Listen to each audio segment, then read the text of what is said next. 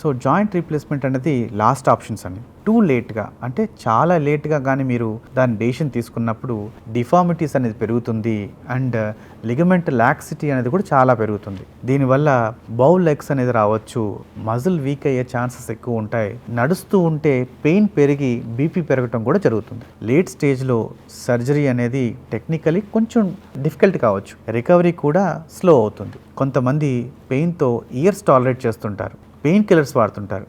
దాన్ని మేము సజెస్ట్ చేయమండి. పెయిన్ వల్ల యాక్టివిటీ తగ్గిపోతుంది, యాక్టివిటీ తగ్గితే డయాబెటీస్ అవుతుంది, వెయిట్ గెయిన్ అయ్యే అవకాశాలు ఉంటాయి, హార్ట్ ప్రాబ్లం పెరిగే అవకాశం ఉంది, బ్లడ్ ప్రెషర్ పెరిగే అవకాశం కూడా ఎక్కువ ఉంటుంది.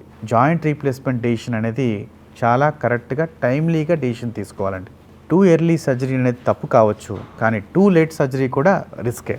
సో కరెక్ట్ స్టేజ్లో డెసిషన్ తీసుకోవాలంటే మీ డాక్టర్ గారిని అడిగితే ఆ డాక్టర్ గారు ఆ స్టేజ్ని బట్టి, మీ సిమ్టమ్స్ని బట్టి, మీ యాక్టివిటీని బట్టి మీ సర్జరీ డెసిషన్ తీసుకోవడం జరుగుతుంది. మీ రికవరీ అనేది స్మూత్గా జరుగుతుంది. పెయిన్తో లైఫ్ కాంప్రమైజ్ చేసుకోకండి.